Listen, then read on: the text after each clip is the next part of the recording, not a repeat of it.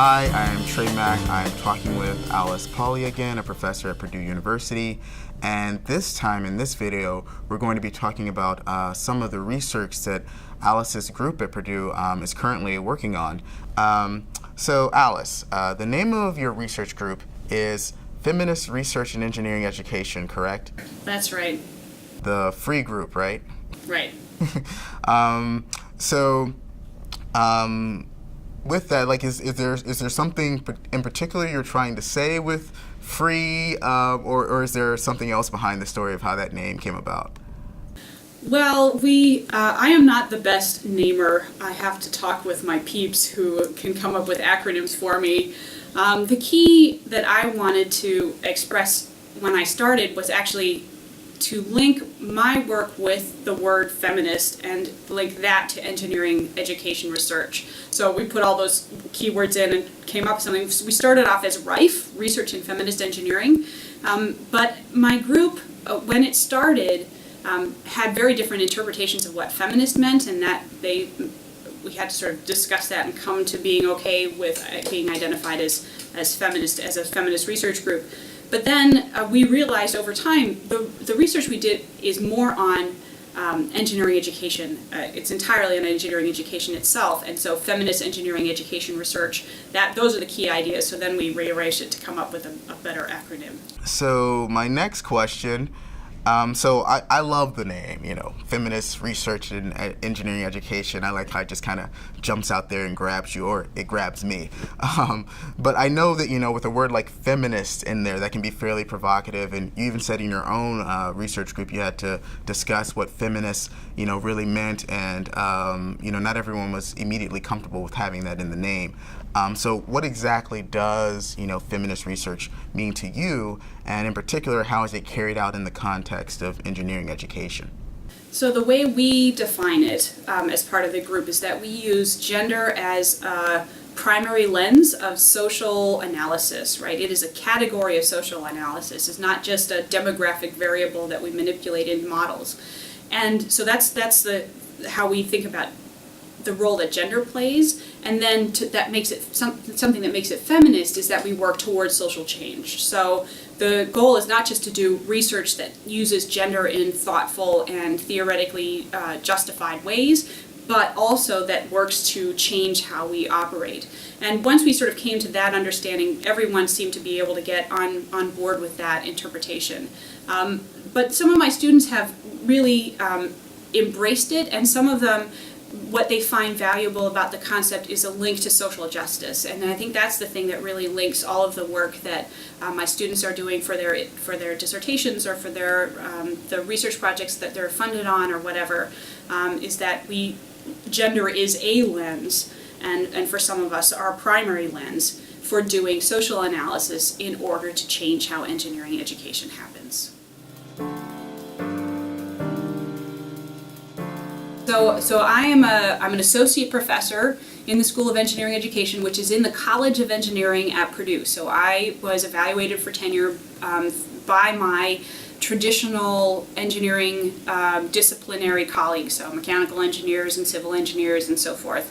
So that means that we look after our first year program here at Purdue, which is I think around 2,300 students, and then we have a bachelor's degree program in multidisciplinary and interdisciplinary engineering.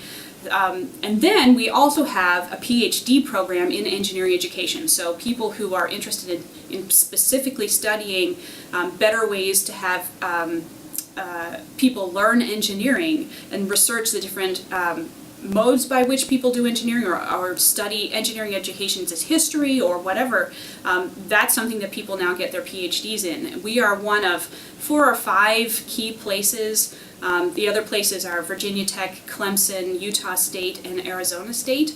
And there are some other folks around the country, people at University of Washington, people at University of Georgia, who do engineering education research and have graduate students do engineering education research, but they're not in a department named engineering education. I'm glad to say that it's in the order of 20 to 30. In the School of Engineering Education? In the School of Engineering Education, I think we've got about 23, 25, something like that, full-time faculty.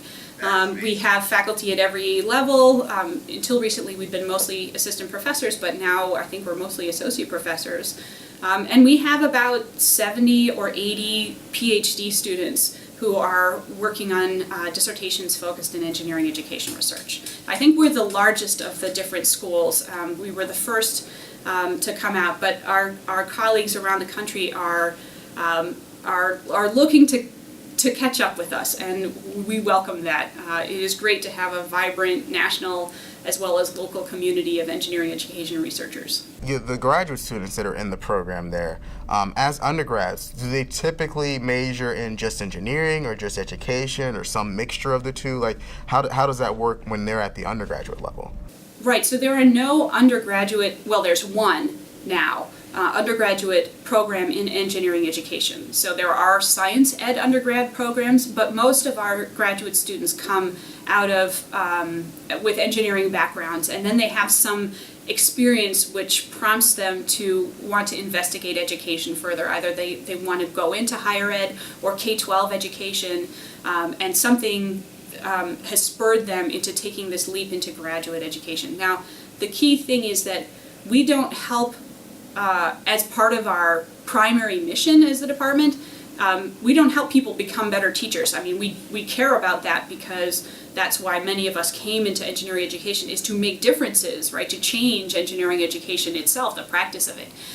But a PhD, whatever discipline it's in, is a research degree. And so we have to sort of make sure that prospective students know that what they're going to be doing is not just trying to improve how a program works or improve how somebody teaches thermodynamics, but really understand the theory behind why, say, thermodynamics is taught in a particular way, or what is the learning theory on which different kinds of assessments are built and so forth. So it's a research degree, although it has a very sort of practical bent. You know, how do we help students in engineering classrooms learn engineering better? And you know, faculty who have taught classes for, you know, decades, they can sometimes know, for example, topics that students will systematically have problems with. Every year, it doesn't matter who's in their class, people always get stuck on this particular idea. And there are people who try to understand what is it about that idea that makes it so difficult, and what is it about that idea that is so crucial to students moving on and thinking about other ideas. So that there's a lot of philosophy, epistemology, learning sciences involved in trying to figure out how do we go about teaching this better.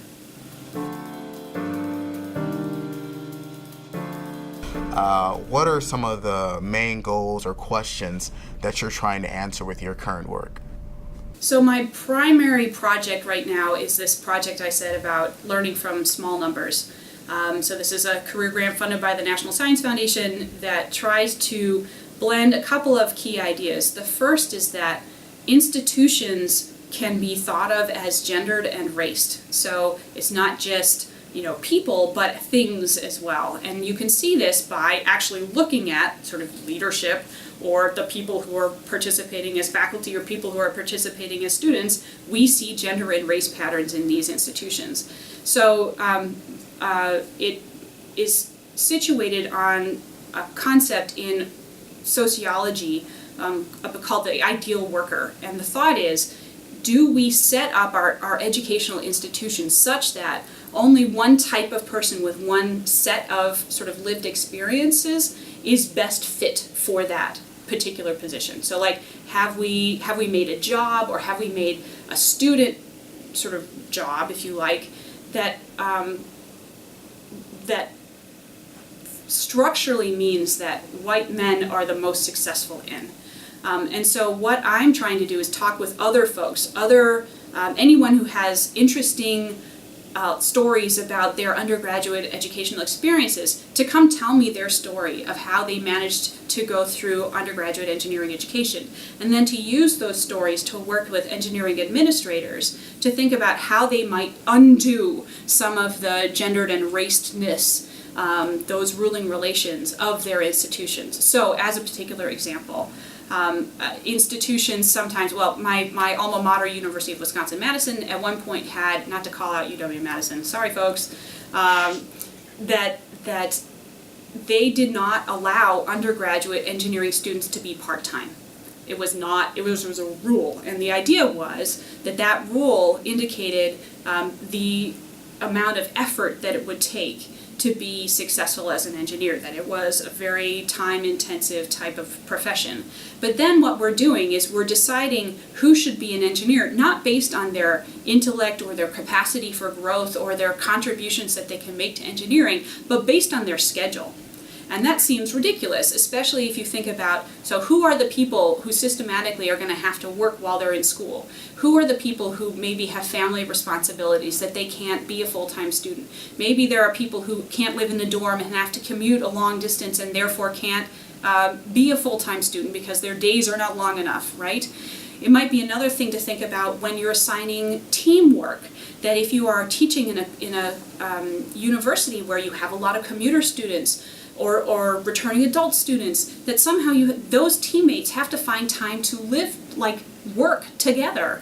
And if you are in a large city like Houston, where students live 2 hours in one direction from school and another direction from school, then to actually meet on the weekends would take 4 hours of driving. So maybe those students don't end up taking that class because of constraints that have nothing to do with their own intellectual abilities or interests or capacity for growth. So I'm interested in using students' stories to help identify those places where we have unintentionally set up rules which function to gender and race our educational institutions, and to use stories while doing that. So that's my primary study at the moment that I'm working on. Wow. Like, I have a few friends, who are engineers, and I want to give them, your contact information. Go share your story with Alice Pawley so that she can, learn from it, and we can help, break down these different things, like you were saying, these rules that we've unintentionally, or practices that we have established in our different institutions that, we are not aware of, selects a particular group. I'm actually glad that you did call out UW-Madison, because I think it's a good example of how, every institution has at least something like that, where there's some rule or some policy or some practice that is unintentionally excluding particular groups of capable students, groups of capable students. And the point is not that you don't have anything like that on the books, but that when you find something like that, you do something to address it and something to correct it. I think that's a common experience for lots of four-year institutions. They focus on their core demographic, which are 18 to 22-year-olds who don't have any family responsibilities and don't have any sort of additional financial cares, right? They've figured out how to finance their education without having some huge, very overwhelming job.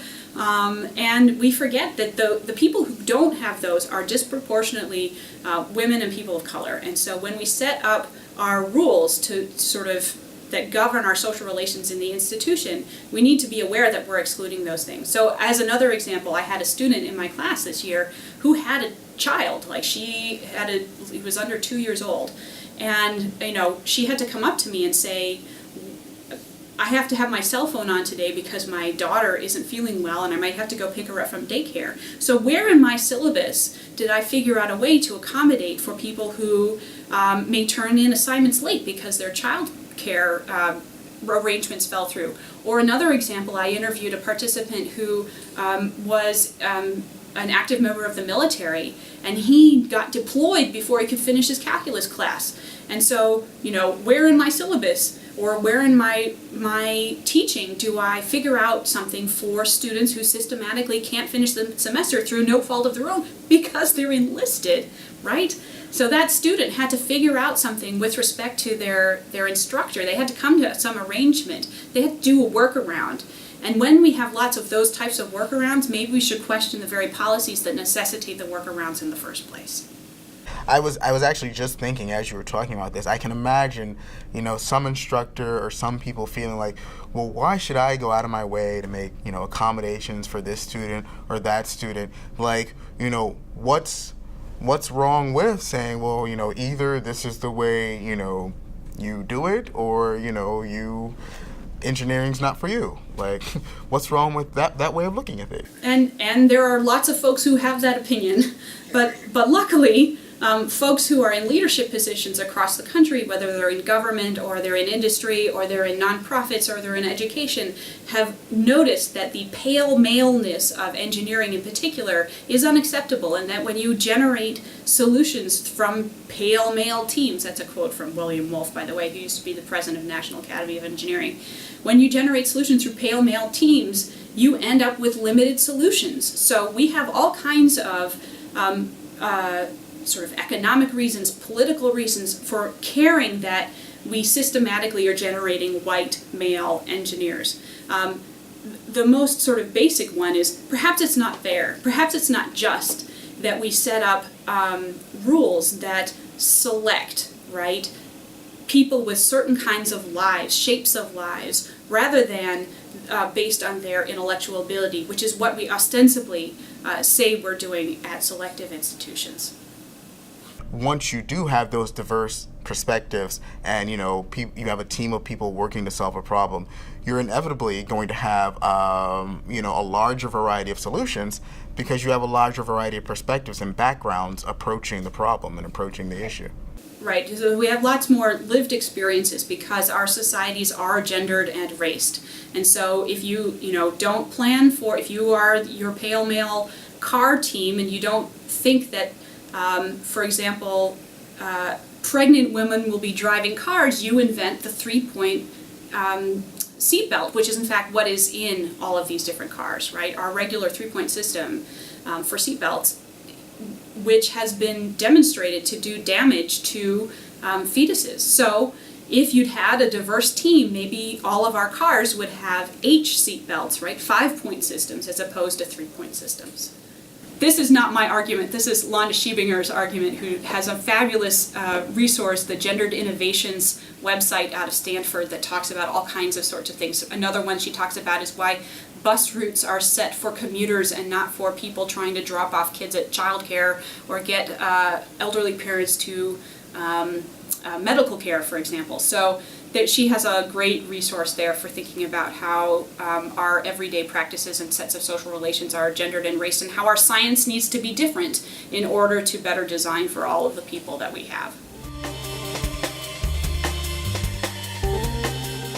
There's all kinds of different research types in engineering education, like there are in most fields. We have the most large-scale, quantitative, big data type research, looking at millions of student records all together and seeing what those patterns tell us, down to the stories of individuals. So people will use interviews, they'll use group interviews, they'll do surveys, they'll do focus groups, they'll do all kinds of different ways, anything that helps us learn from people, right?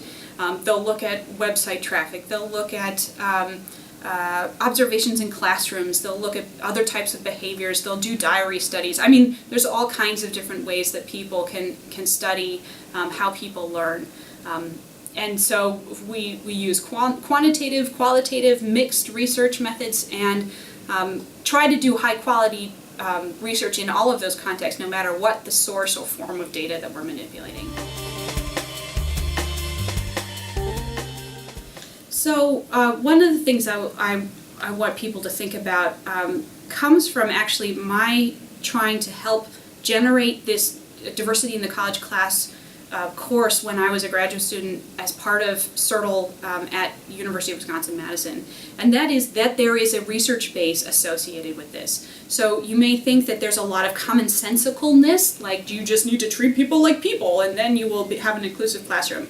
But in fact, there's all kinds of social psychology, sociology, and other educational research that indicates that that it's not that straightforward, that we have a lot of implicit biases we need to overcome, that we are situated in a society where gender and race fundamentally structure our daily experience, and yet we have engineering colleagues or other STEM colleagues who think that all they need to do is stop being mean, right? That racist remarks or sexist remarks or homophobic remarks are simply individual acts of meanness, like I said at the beginning, and instead start thinking about sort of structural inequality, how we built those into how we evaluate students, how we set up our classes between 9 and 5 most days, that are based on a whole other set of gendered and race social relations. So there's a research base to this, and it's not just something that you have to be a good person, as it were, and a good enough person, and then you will be inclusive.